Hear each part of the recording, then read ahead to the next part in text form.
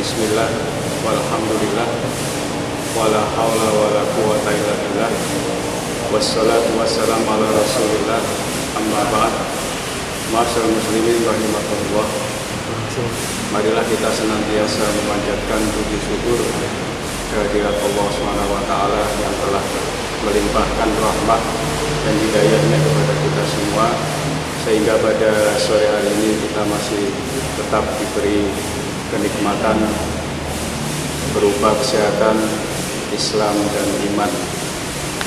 Jamaah rahimakumullah, ada satu hikmah yang bisa kita ambil dalam masa pandemi COVID-19 ini, yaitu kedekatan kita sebagai orang tua, terutama ayah dengan anak, semakin banyak. Waktu luang kita bersama anak semakin banyak.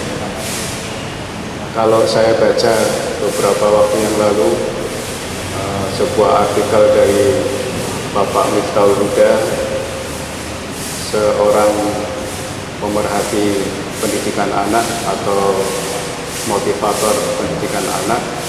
Beliau juga penulis buku Bukan Ayah Biasa. Ada beberapa poin yang bisa kita jadikan catatan penting, terutama bagi ayah atau rekan-rekan calon ayah yang nantinya akan menjadi ayah. Yang pertama yaitu berkeluarga bukan hanya membangun rumah tangga, tapi berkeluarga membangun sebuah peradaban, yaitu bagaimana orang tua, terutama ayah, berkewajiban memastikan anak keturunannya punya pendidikan akhlak yang bagus, sekaligus berkualitas sebagai pemimpin. Seperti doa kita sehari-hari, Rabbana hab lana min azwajina wa dzurriyyatina qurrata a'yun waj'alna lil muttaqina imama. Poin yang kedua, menurut Sarah binti Khalil dalam tulisannya untuk meraih gelar magister di Fakultas Pendidikan Universitas Ummul Qura, beliau mengatakan ternyata ada 17 ayat yang tersebar dalam 9 surat. Ayat tersebut 14 ayat menceritakan dialog antara ayah dengan anaknya. Kemudian 2 surat bercerita dialog antara ibu dan anaknya, dan 1 ayat lagi dialog antara orang tua dengan anaknya secara umum. Ini menunjukkan bahwa ayah lebih banyak perannya dalam pendidikan dan pengasuhan anak menurut Al-Quran. Kemudian yang ketiga yaitu muncul fenomena ayah bisu dalam rumah tangga. Ayah lebih sering diam di dalam rumah dikarenakan ayah sering kehabisan tema untuk bicara dengan anak. Karena seringnya ayah bicara kepada anaknya, bukan bicara dengan anaknya.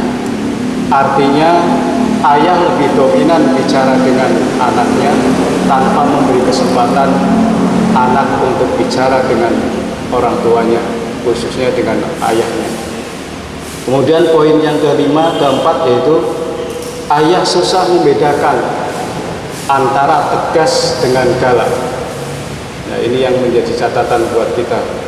Sebab seringnya ayah berbicara atau berinteraksi dengan anaknya ketika dalam rumah tangga.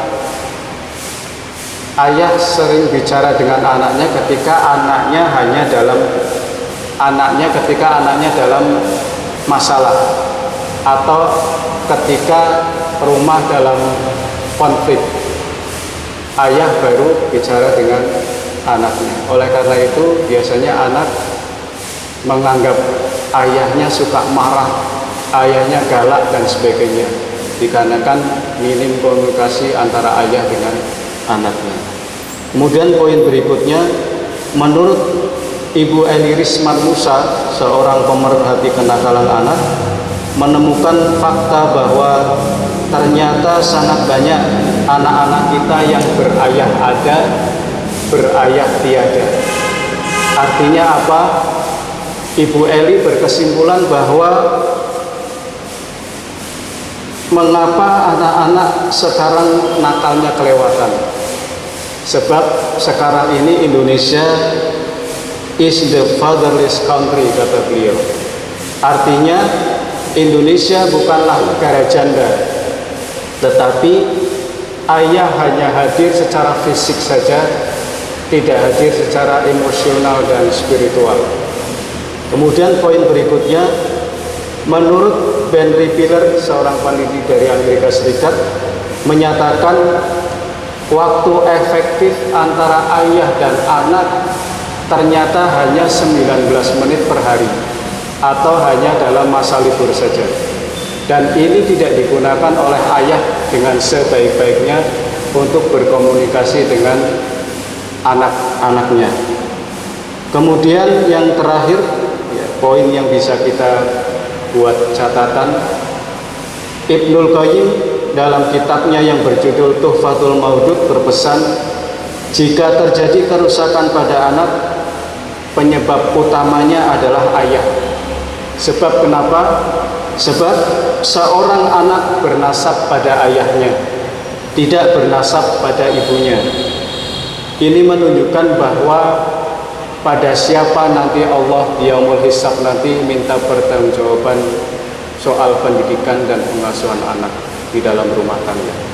Saya kira itu, marilah kami mengajak saya pribadi sebagai ayah, kemudian rekan-rekan dan mungkin para calon ayah untuk senantiasa memperhatikan pendidikan putra-putri kita di rumah, terutama dalam masa pandemi COVID-19 ini. Semoga bermanfaat.